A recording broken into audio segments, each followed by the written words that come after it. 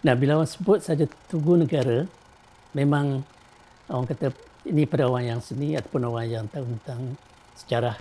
Sebut je Tugu Negara, mestilah kemerdekaan. Saya di UiTM, apa nama ni, masa jadi pensyarah.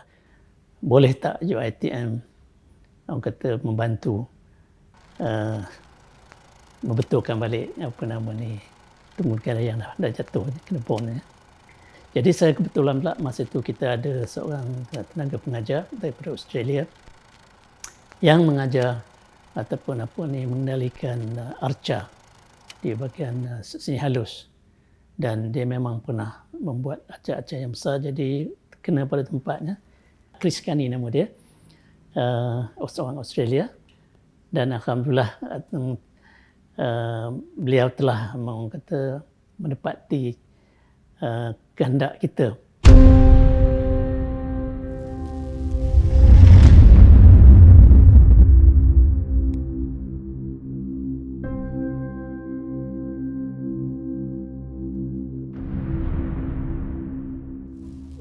Malaysian Communist insurgency blew up the national monument.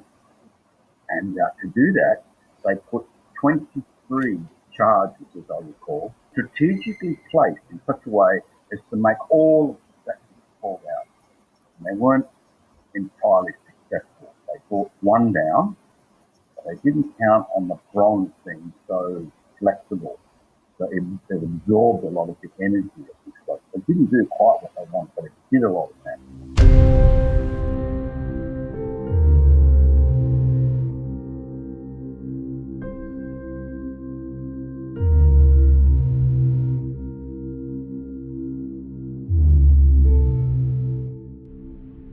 I knew my students, I knew their abilities, I knew their attitude, I knew their intelligence, and I thought these are smart young men, and they're willing, and they've got a lot of talent, and they're willing to learn, and they're the kind of people you want around you.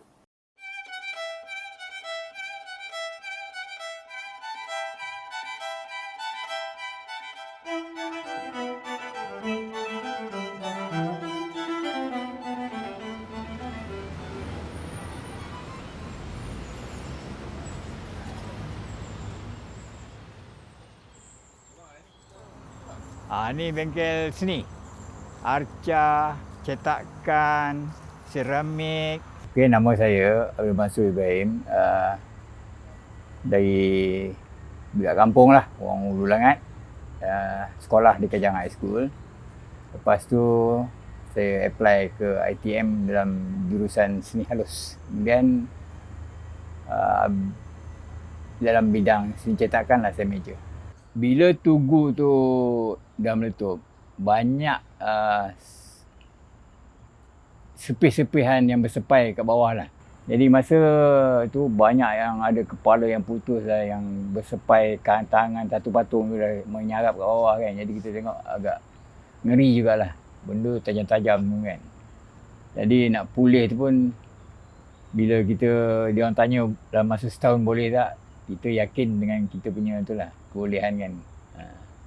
Perasaan boleh tengok benda tu, monumen, satu-satunya monumen yang ada kat negara kita jatuh gitu kan, kira shock. Banyak jugalah. Ini boleh jadi huru-hara negara kan, kalau boleh meletup-letup ni kan. Kalau satu meletup, banyak tempat lagi yang boleh meletup kan. Jadi kita bila nak repair tu pun, restorasi tu pun, siau juga.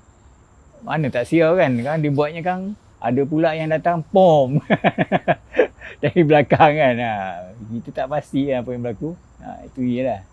Okey, proses baik pulih Tugu Negara ni bermula dengan Chris Kani, seorang pensyarah kontrak dengan ITM. Masa tu kita baru keluar.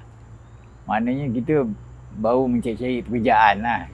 Jadi bila dengar Tugu Negara tu nak perlukan restorasi. Jadi bila satu projek restorasi untuk negara ni, maknanya itu adalah satu, orang kata, peluang yang tak boleh kita tepikan gitu je lah, sebab dia memang sekali dalam seumur hidup kan.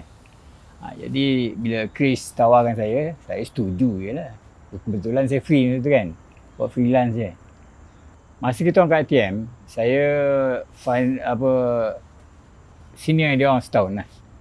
Jadi dalam kursus fine art tu, kita orang ni memang very close lah daripada first year, second year sampai final year budak tu dia macam satu family.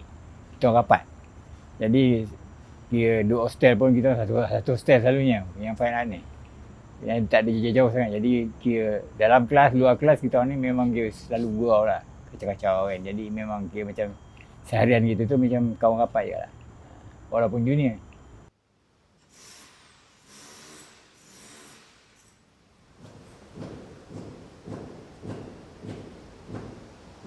Jadi masa tu kita buat kerja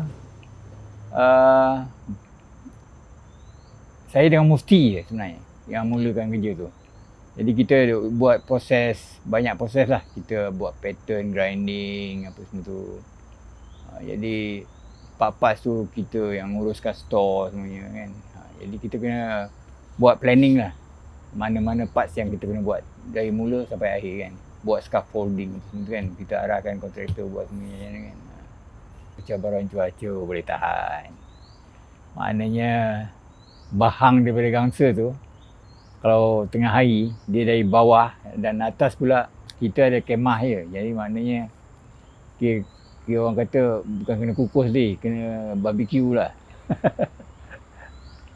Nak cakap berapa banyak bronze yang kita guna untuk buat baik pulih ni, saya tak tahu berapa tan lah kan. Tapi yang saya tahu ingots tu dalam store tu, kalau yang sekilo-sekilo tu, dia adalah tinggi 3 kaki, bukanya lebih kurang 4 kaki. Dalam 30 kaki juga lah panjangnya. Susunan tu, ingots tu. Itulah jumlah banyaknya. Maknanya store tu kira 3 suku tu ingots bronze je yang datang masa daripada kapal. Pasal benda ni import. Dia tak ada kat sini. Jadi dalam kita mula-mula buat bentuk tu, sebenarnya kita ada yang parts tu kita kena buat wire mesh dulu bawah dia sebab kita nak letakkan tanah liat tu, kalau tidak dia jatuh. Jadi itu setelah grinding tu pun satu problem juga sebab dia ada masalah undercut. Undercut ni bila kita dah buat pattern tu kita nak keluarkan dia melekat. Jadi kita kena jaga tu undercut. Bila dah dapat bentuk tu ikut dia punya lipatan ni lah, lipatan kain tu. Kalau macam ni yang potong ni, jadi kita boleh sambung lah lipatan tu. Jadi pattern tu tak lari lah daripada asalnya. Itu sebab yang diguna pelukis. Sebab bentuk yang lipatan apa semua tu kan, itu kena jaga betul. Jadi tanah liat tu kena buat cepat juga, kalau tidak dia crack sebab panas. Jadi kena ada kain lembab semua kena jaga kan. Itu maknanya kerumitan tu ada jugalah. Banyak generasi baru kurang faham apa fungsi tugu tu. Jadi kebanyakannya pun dengan ada pandangan-pandangan sudut daripada agama semua tu kan. Jadi kita banyak yang celaru sikit lah.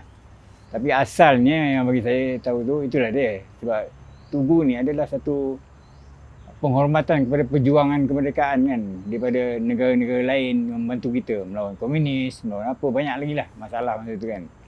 Jadi generasi ni yang baru ni dia tahu-tahu dah semua dah settle. Jadi sebenarnya dia kena ambil tahu jugalah apa pahit maung yang orang dulu pada dia yang dah lalui kan. Erti kemerdekaan, merdeka. Sebenarnya bagi saya